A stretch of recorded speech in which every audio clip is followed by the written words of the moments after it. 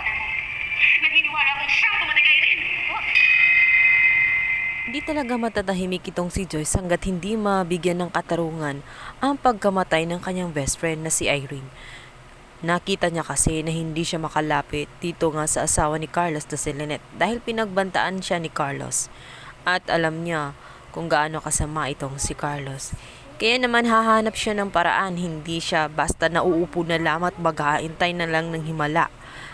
Gusto niyang kumilos at makita kahit bangkay lang ng kanyang kaibigan. Pumunta nga siya sa Apex at doon para hanapin nga itong si Annalyn para makahingi ng tulong at malaman ang mga impormasyon tungkol sa pagkawala ng kanyang kaibigan. Sakto naman nakita ni Joyce itong si Regan. Tinawag nga niya itong Pogi at nagpapatulong siya upang makita kaagad itong si Annalyn. Dahil first time niyang pumasok roon, agad naman siyang dinala nitong si Regan patungo nga doon kay Annalyn at kasalukuyan nga kasama nga ni Annalyn itong si Harry.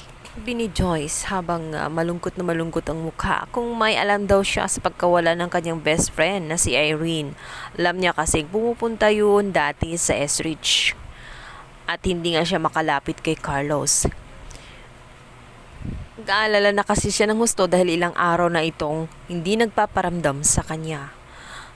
Dito na may nagsalita itong si Annalyn at sinabi sa kanya ng diretsahan na may hinala nga sila na si Irene nga ay patay na dahil na rin sa nakita nilang bangkay nung napuntahan nilang lamay.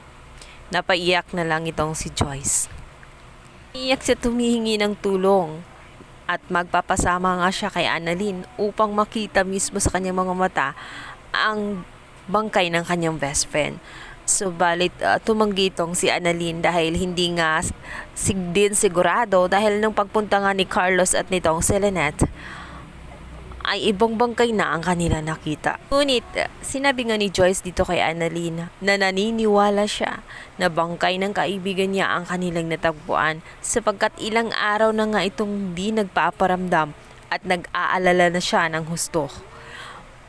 Nakasisigurado siya at nararamdaman niya at malakas ang kanyang kutob at sigurado siya na si Carlos ang pumatay ng kaibigan niyang si Irene at wala nang iba pa. Wala naman itong si Harry. Galit siya at sinabing bawiin ang kanyang mga pinagsasabi, hindi mamamatay tao ang kanyang amang si Doc Carlos. Yun ang pagkakaalam niya. Lingid sa kaalaman ni Harry ay totoo ang sinasabi ni Joyce. Ngayon ay confirm na nga nitong si Lynette mismo. Parang gusto ngang sakta ni Harry itong ang si Joyce dahil sa kanyang mga pinagsasabi. Ngunit pinigilan nga siya ni Annalyn. Sinabi ni Annalyn na sigurado ba siya sa kanyang pinagsasabi? Paano naman siya nakakasigurado? Ano naman ang kanyang mga posibleng dahilan?